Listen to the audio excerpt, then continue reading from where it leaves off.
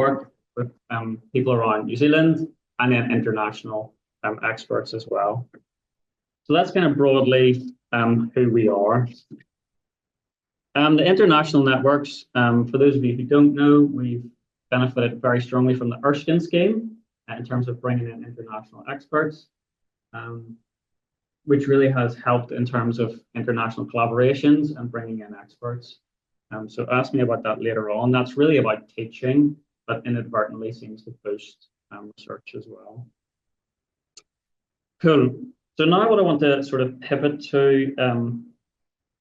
is talk slightly more about some of the projects that we have done. And I've chosen only one or two examples, just sort of in interest of trying to, you know, talk about at least one thing meaningfully for more than 2 minutes. The last presentation that I did to the ministry, I think we talked about 20 to 30 different projects across a range of topics, just to give you a flavour of kind of all the different domains that we've covered. So it might have been maternity work, it might have been diabetes, smoking, vaping, immunization, so on and so forth. So again, it's really the intersection between the spatial or geospatial expertise and some sort of health outcome, health behaviour, that type of thing. So what I thought would be a really useful way to start talking about what we actually do is to just look at the goods and the bads index. Has anyone ever seen the work in this, just out of interest? Yeah, so some of you are familiar with it. My main contribution actually was coming up with the title, which was the good and bad in the environment, which obviously took a lot of time. So real credit to Lucas Marek, who's working from home today, who's done really the grunt of this kind of computational accessibility analysis under the hood here. So there's a couple of things really to say about this. One is we generally have a model where we want to try and make the data that we produce as open and as accessible as possible. So that the people who paid for the work initially can actually access it. So that's a common problem in academia, right? Where things are kind of locked up under paywalls. So this is all accessible on our website. And then the other thing is kind of nationally representative or nationally comprehensive data sets are particularly important because then they can be linked back to all sorts of other data relating to health behaviours, health outcomes, that sort of thing. So if we think about and the other thing was not making health always negative, right? So there's good aspects of the environment as well as the environment, broadly speaking. So the goods might be things like access to green space. So there's mental health benefits from seeing green space, as well as physical activity benefits from actually using parks for recreation, those types of things. Whereas we might want to avoid sort of alcohol outlets, gambling outlets, fast food outlets, right? And so these two maps are sort of signaling the darker shades where there's greater access to both goods and bads. To really sort of recognizing that complexity, that the environment is not just good or bad, there's kind of this mixture of both of those things at once.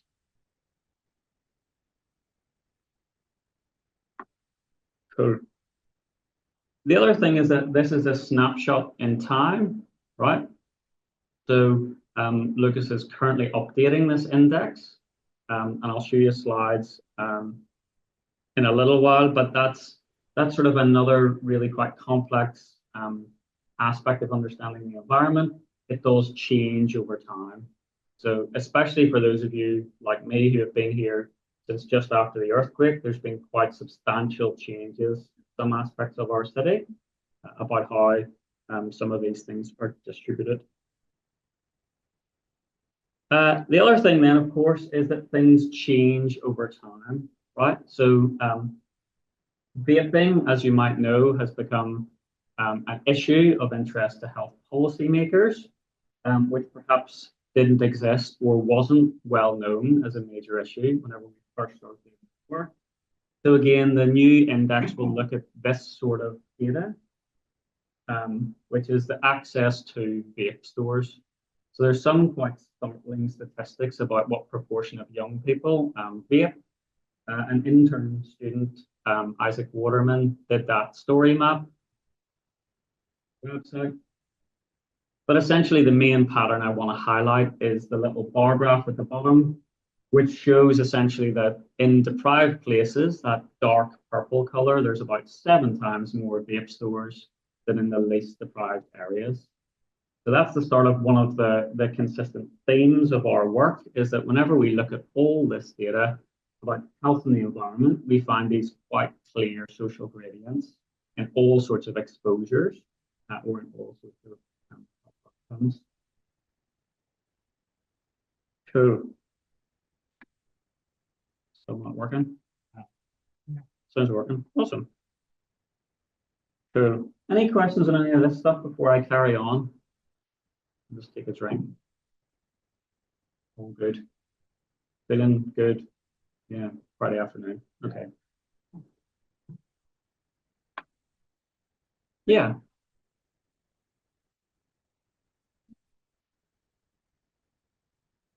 Hmm.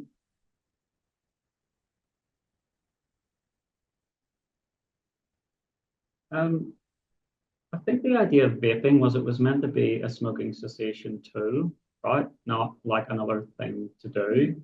So in some ways, the error was allowing that to get out of control in the first place rather than having firm regulations.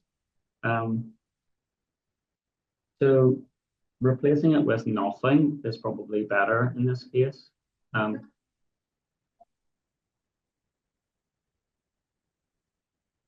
Yeah, I mean, there's a lot of work in that space trying to put parameters around where you can actually have vape stores.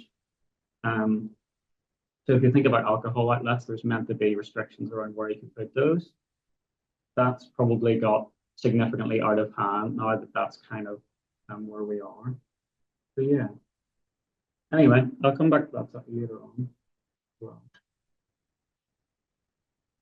These sets of maps then are something that starts to sort of visualize the complexity around the environment. So the map that's labeled A shows us how close we are to fast food outlets, the nearest 5 fast food outlets. So wherever you see the darkest purple colors, that means you're really quite close. So here, for example, we're not that far from a well-known American fast food chain on Riccarton Road. And you can see that in different parts of Christchurch, there's different levels of accessibility. What quantifying the environment allows us to do is something slightly more intelligent like this, which is to then show how much the relative distance to particular things have changed over time. So I'm using fast food outlets as an example. So if you look at the kind of darkest shades of green, what this physically means is that in these kind of dark green areas here, there is better access to fast food, right? Or conversely, the very dark purple, parts of the CBD in here or out here, means that there's less good access to fast food. So again, this is quite important in understanding how the relative accessibility to things in the environment change over time.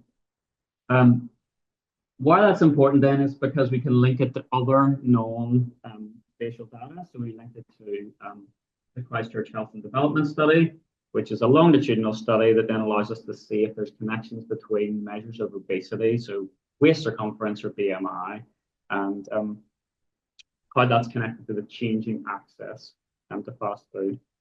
So again, this is largely static representations of place, but with some changes over time that allow us to see how that particular aspect of the environment related to fast food is changing. Then just to change tack a little bit, but also to show another version of the same pattern, but for something slightly different. This is some slightly older work we did on immunization. Here, what we want to see is, again, for those of you who have children, yeah, you may know that you have to take your child along to the doctor every so often and make them cry by them being poked by various needles. And there's various stages of life that you have to do that. 6 months is usually quite good because they don't know what's going on. But as they get older and older, they know what's coming. So it gets more and more exciting for parents. But the idea here is that the Greens are the least deprived fifth of the population. And what you can hopefully see from all these graphs is that the number of people being immunized is highest in the least deprived places. And Q5, which is the most deprived, the immunization rate falls away. So again, that kind of overarching theme of there's something going on in terms of the social and spatial patterns around something like deprivation and another health indicator. Then this reasonably complicated map here is a static representation of how that plays out over the period between 2005 and 2017. So the central North Island here has clusters of low levels of immunization, whereas some of the areas around Christchurch have areas of high immunization. So it's not just deprivation per se, it's also over time and space at the same time, how immunization is better or worse. So we see all these patterns by deprivation, by ethnicity, by accessibility, and also in terms of rural urban differences. Okay, here are just a sample of some of the publications that I could think of that might pique your interest. Again, just signaling that it's really quite hard to talk about more than one or two examples of what we've done. So do go and look at our website. Most of the publications are up there until the end of 2024, beginning of 2025. And if anything sort of looks interesting to you, happy to talk about that later on. But that's just a signal that all of that stuff is up and online. Okay. Then I'll talk just a little bit more about the specific role of the lab in the wider health sector. So, as I've said earlier, one of the particular challenges, especially for those of you who work in the geospatial sphere, is this constant lack of skilled people who know how to do GIS and who can actually do relatively complex analysis, right?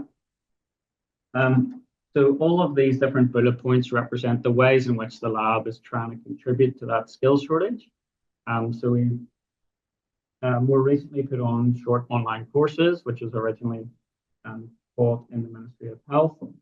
And we have these regular internships who have produced things like that vaping story map, or who have tried to look at the water network in New Zealand, which is an interesting story in itself. Looking at social connection from a kind of Maori worldview and updating the work we did there to include those aspects. And then the kind of longer term horizon things around PhDs, our postdocs, and then the kind of role of the directors and kind of trying to oversee all of that work. So here's roughly speaking what we're trying to do in terms of the range of things we do, from relatively descriptive through to relatively complex, and some of the data sets that. So increasingly we use the IDI. Does everyone know what the IDI is? No? So the IDI, if you haven't heard of it, will probably freak you out, but essentially what it is a collection of all the administrative data that is collected on citizens of New Zealand, and it can all be linked together through unique identifiers. So we can look at health outcomes and link that to justice outcomes. We can look at health outcomes and connect that to educational outcomes, so on and so forth. So every interaction that you have with the government is recorded somewhere, and that can be accessed by researchers in your lab. That's actually really quite unique worldwide, being able to do that, but also is quite complex in terms of actually physically working with data. The other thing we use is something called the New Zealand Health Survey, which is a snapshot every year of the health of New Zealanders. Then the census. absolutely critical for understanding what's going on in New Zealand. Possibly the last one ever was run in 2023. Not sure what's going to happen there. And there's moves to try and turn that into an administrative census rather than the things that you fill out in terms of forms. And then all sorts of other data sets like the before school checks. So all the kids do these checks at age 4, which are things like obesity, and then we can link that to health and environmental outcomes. So the idea is that we can either map some of that data that hasn't been visualized in that way before. So actually a large part of the work that I'm doing for the Ministry of Health is essentially just drawing maps of stuff because it's not mapped, even though it's geographical, right through the sort of forecast simulations of how a policy might work if it's enacted. So that's kind of the range of things that we do. This is that specific course. If you're interested, Phoebe used to teach that, no longer teaches that, but that's available through the UC Online portal. If for any reason you know anyone who wants to have a reasonably basic introduction to GIS through some open source software. So again, that was developed by the lab probably 2 or 3 years ago now on the basis of something that was done for the Ministry of Health. Okay, so now we pivot to the what I think might happen next. Any questions or comments before I go on to the sort of more speculative, slightly aspect? Justin.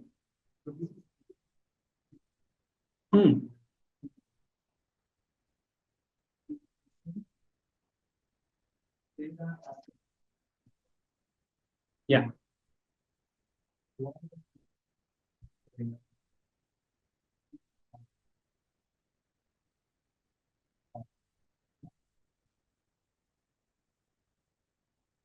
Yeah.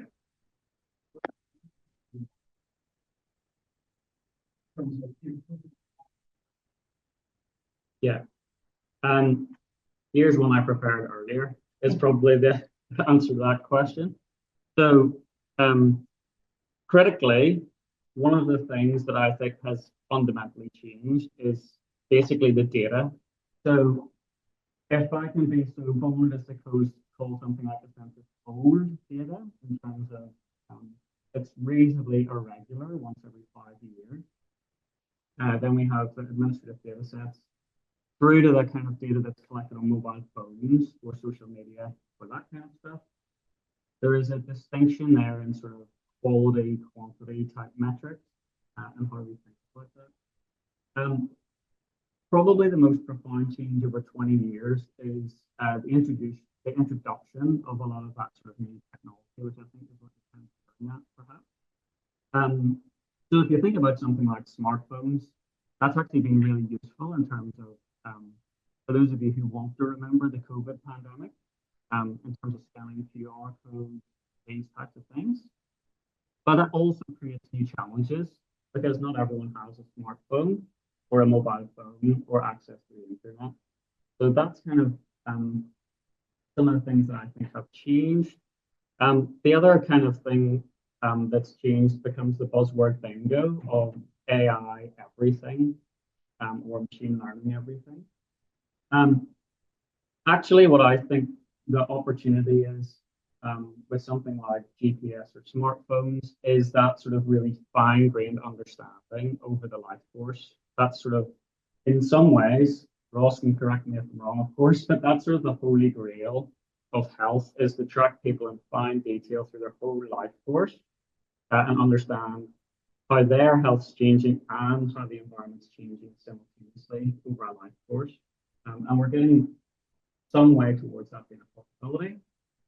And then the reason I'm slightly cynical of some of the machine learning and AI stuff is because the techniques that someone like me has used for 20 years now almost, still fundamentally use the same algorithms, but use a different word to describe the same technique, right? So I would call it spatial microsimulation or creating synthetic populations. The second thing that's really quite scary or interesting perhaps is how the demographics of New Zealand are.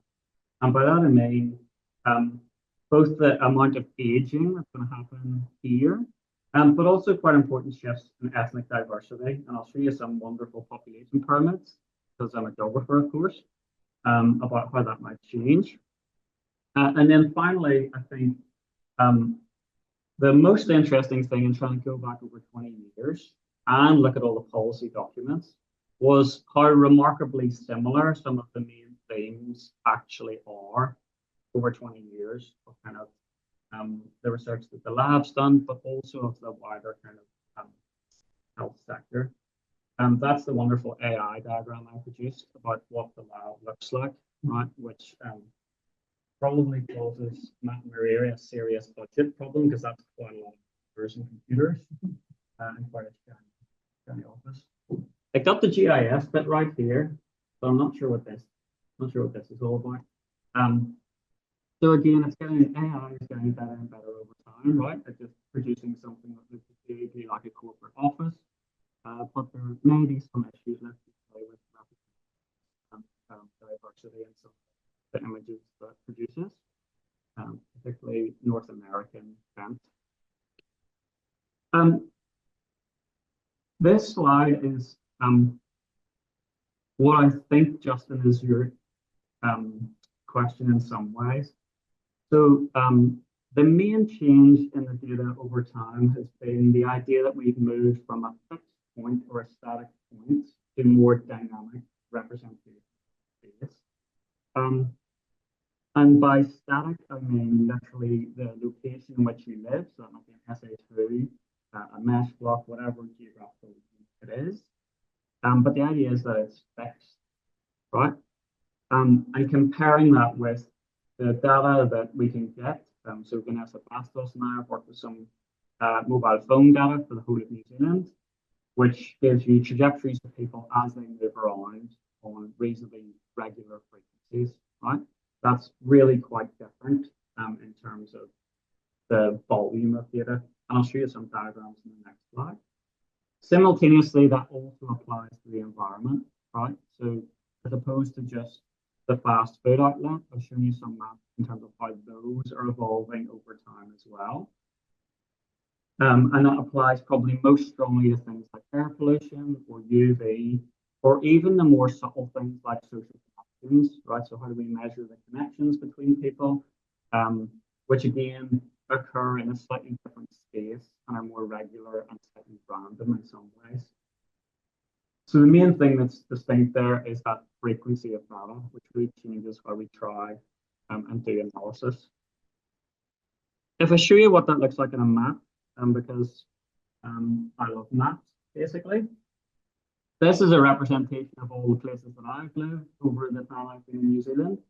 So if you think about if you're capturing me from a census and then putting that back on a health outcome, a health indicator, these are the three places you pick me up. And that's all the representation you get over a span of about 14 years, right? This is what you would get if you looked at my rental bonds data. So every time when you're a renter and you file that wonderful form that says how much your bond is, and that goes away, you can capture that in the IDI and you can infer it with the address, right? So for a while, I moved on average about once a year because of these wonderful tenancy laws, right? Some of you are smiling, so you know what I mean. But those are all then the units that I would have lived in over 7 years. So again, you're getting slightly more information, which is twice as much and tells you something about the specific at home. And then this is the graphic that I always use to kind of try and express what my actual patterns of movement are like, right? So this is when I lived in Addington. And when obviously I worked at the university, so you can see the kind of the streets that I specifically went down all the time and the sort of general patterns of movement around Christchurch, right? This was before I had kids, by the way. Now it kind of looks like a set of three lines that just go back and forward somewhat depressingly, which is why I don't show that diagram because it's very but that's what it looks like for a year's data, so 500,000 about 1 minute. So that's the main change over time, right? Volumes of data. Again, we can do that not just at the individual level, but at the population level, right? So these are some examples from the administrative census from 2006 to 2022 of Christchurch.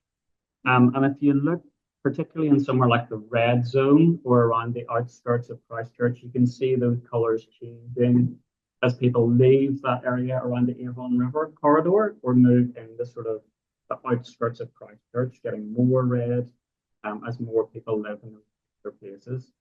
So again, having that more regular data allows us to say more about the specific exposures every single year instead of once every 5 years.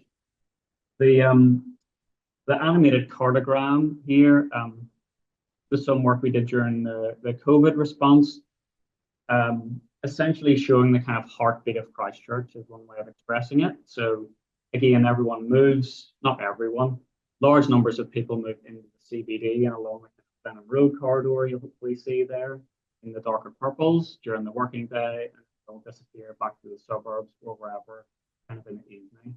So again, these two different representations tell us not just about individual data, but about the whole population and how it moves on a daily basis. So the kind of idea then, the next step is to start connecting this to that longitudinal data over time with whole populations. Okay, what are we doing for time? Not too bad. So if I go back to the goods and the bads, and try and apply this to something like green space, to get a better idea of what might be possible. If we look at just access to green space, one of the things that we've been doing now for several years is actually tracking students and connecting them to this data. So in the geography of health course, actually, we track the whole class, of which there's about 80, and then we connect it back to green space to show them their exposure to green space over a week or two. And that's kind of exciting from a practical point of view, but also valuable in terms of individual versus population exposures. The other interesting thing is how the kind of tools that exist now are mostly open source and reasonably easy to use. So there's actually a package in R, for those of you who love that, called Green R, which there's an example code in my GitHub. You just put in a specific city or location you're interested in, and then that plots you all sorts of accessibility. So again, the idea that these workflows improve over time and allow us to say something about both individuals or whole cities quite quickly is really quite different. For reasons of bias, I've used Belfast as the example because it is arguably the best city I've ever been born in. Okay, so try that if you feel enthusiastic about it, which I often do, and causes much regret later. Justin, you'll have seen this slide before potentially, but again, connecting that mobile phone data to specific green spaces, I can show you this data because it's mine, allows us to say something specific about which green space someone is using, the specific time that they're using it, if they're using it for physical activity or perhaps more stationary type activities. And then if we know something about it, we can look at what time particular people or age groups those places and spaces. So it's not just green space, of course, we can get this for fast food outlets and other kinds of indicators as well. Interestingly, you can now get bulk mobile phone data for America. If anyone's seen that on fast food outlets, where you can find out how much people are spending at a well-known big fast food chain. So you can find out the median spend in a restaurant. You can find out which mesh block they've come from to that restaurant, as long as it's over a certain threshold. And so you can see how much is spent at a fast food restaurant, where those people have come from, and if the 5 nearest is actually a best assumption, so on and so forth. So all that data now exists in certain parts of the world. I'll leave that alone because we talked about that a little bit already. Then what I want to focus on for the next couple of minutes is the idea that there are quite profound demographic shifts in New Zealand, and how that might impact on health. It's Friday, so I'm allowed to say something about government policy, which is wonderful. This is the graph of what's going to happen to our population up to 2073. So the blue line there is, crudely speaking, people who might pay tax. And the orange line is people who likely will leave the workforce. This is going to provide quite a major challenge to the budget of New Zealand, right? So here's a reasonably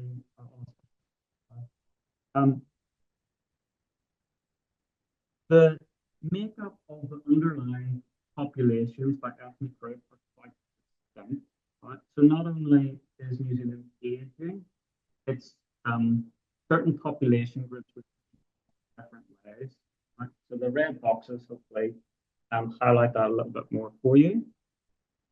But it is the case that it's mainly European ethnicities that are going to be in the age categories, and mainly Maori and people's ethnicities that have the younger demographic profiles, right? So again, that's going to change the balance of who is functionally paying tax and who is consuming superannuation healthcare. As I just completely love maps, here is the median ages mapped across New Zealand for the most recent census, where the yellow colors are basically age 50 plus on average, which means, or the median. So roughly half the people in each of these areas are 50. Interestingly, the area with median age is Tower Junction in the whole of New Zealand, so it's median age is 1. Right? If you know Tower Junction, there's a retirement village there. I have some friends who actually live there. That was good for a little joke. But there's some quite high median wages already. Why it matters is twofold.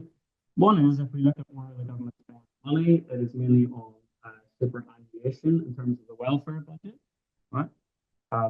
That's why I say it might be more than 25 years of the church, because it's unlikely to. And then even more profoundly is the idea that as you age, you consume more and more healthcare, so about 5 times more for over 65. So the idea that you can shrink the health budget completely ignores some of the demographic realities.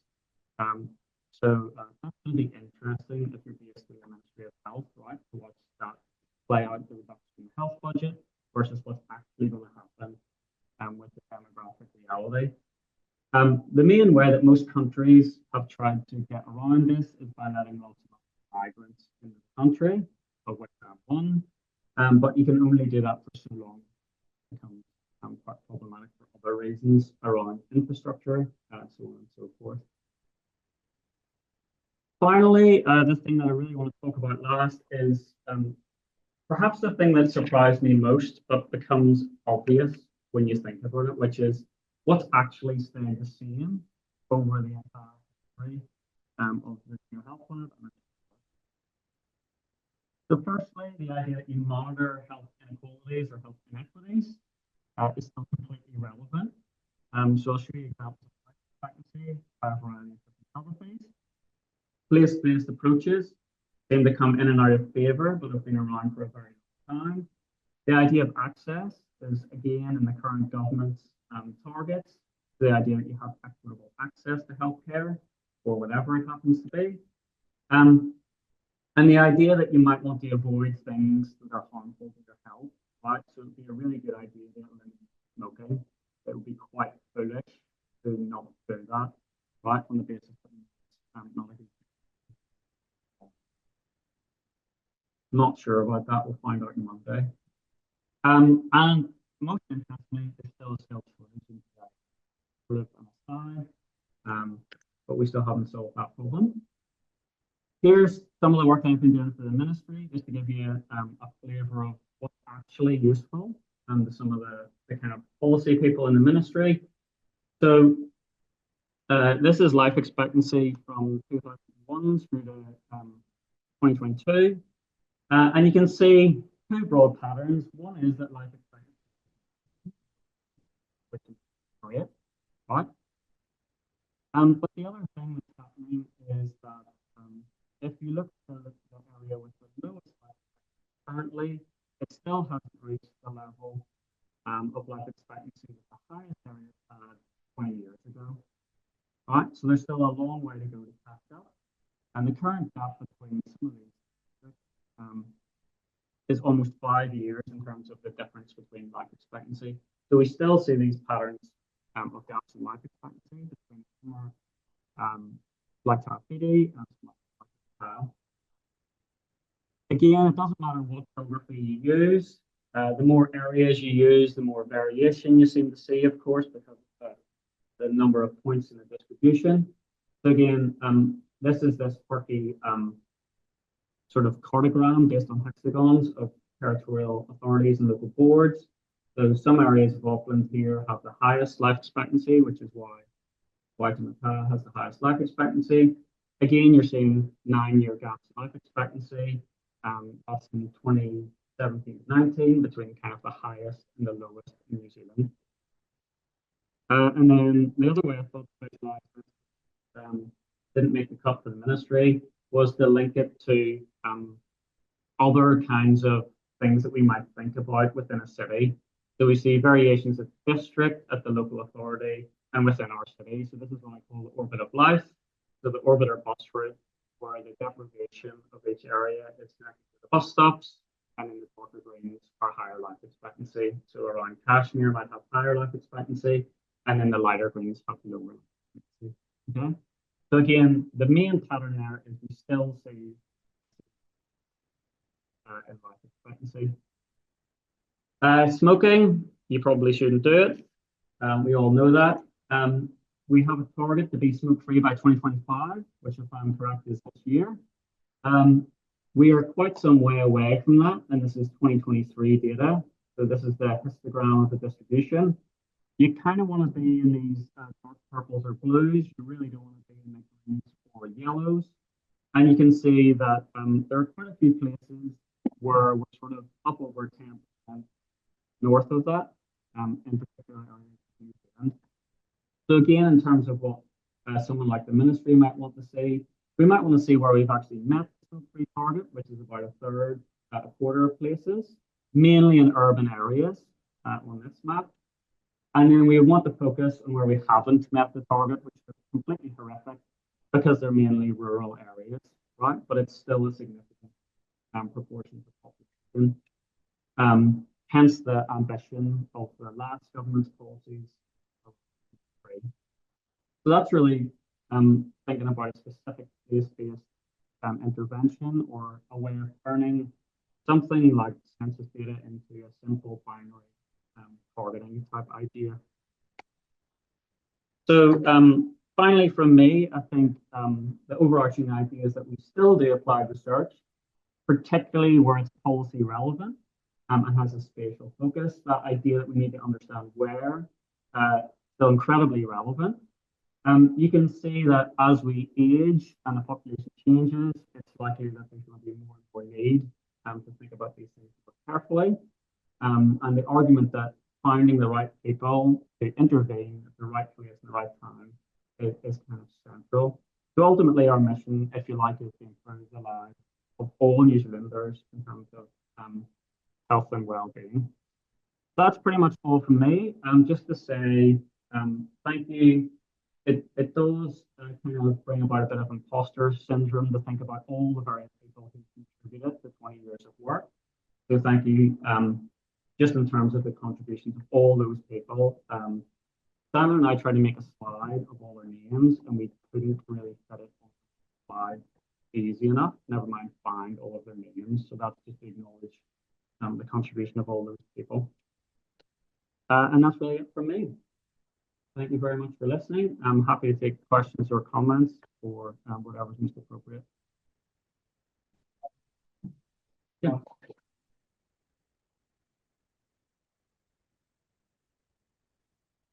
Well, you had a couple of questions, so Hmm. you got a couple in. Any additional questions online or in the room? Nothing. Yeah.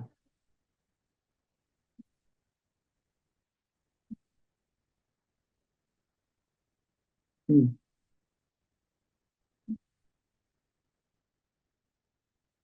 Yeah.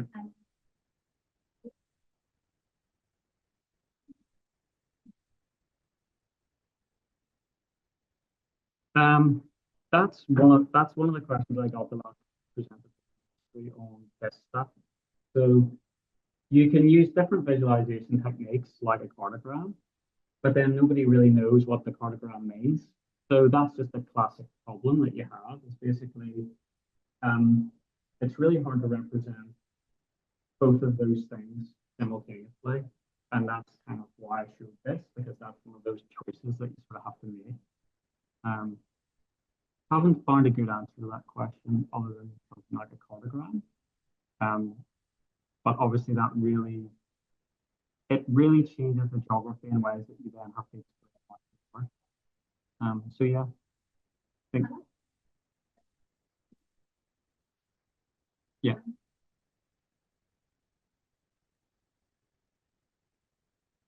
yeah, yeah. And also whenever it's dynamic, you can't put it in a Word document. It doesn't have the same impact.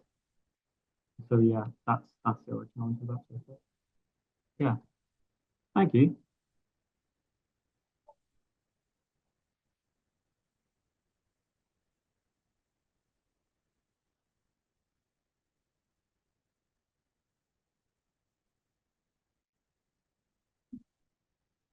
Hmm.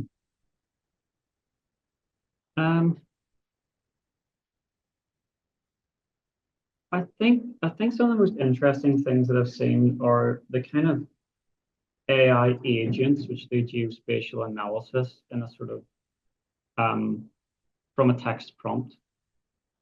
That's probably one of the things that could really speed up some of the analysis. Or I've noticed whenever I've been working for the ministry, some of the coding that I've done, whenever you have, you know, that classic thing where you're trying to write a piece of code and you've forgotten the specific command or exactly what it does. AI, I think, is getting better and better at sort of producing a skeleton that kind of works, which lets you remember what you're actually trying to do without reading through all the documentation. And that I feel like has sped up my own productivity in terms of actually getting done. Um, yeah, that's probably. I think it needs a specific case or clear question as to why answer. If you know what I mean, rather than I think there's that danger of just um, it came up today when we were putting together a research bid, but the idea that you just AI it. So we've got this problem and we'll just AI it is possibly not the best way to go. So I think it needs a specific reason as to why that would be a better method. And actually, the main thing that I observed is it's really hard to explain to policymakers um, more complex techniques. So when you don't understand how to answer them, it becomes really hard for someone to make a decision based on that because they actually have to ask someone else. So sometimes a simple red, green map works better than some complex thing which you don't really know why the answer is what it is. Yeah. Hmm.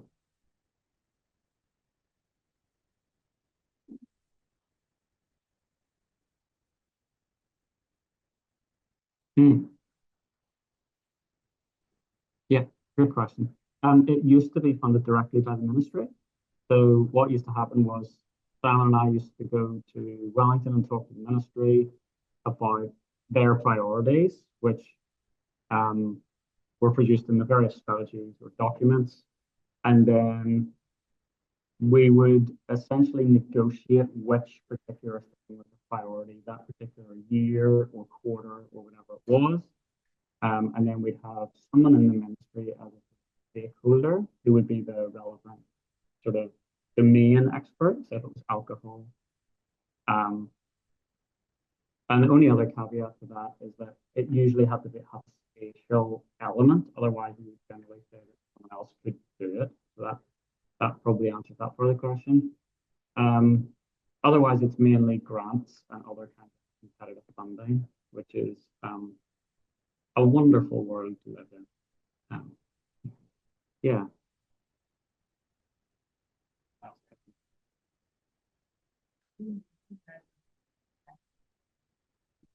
Mm-hmm.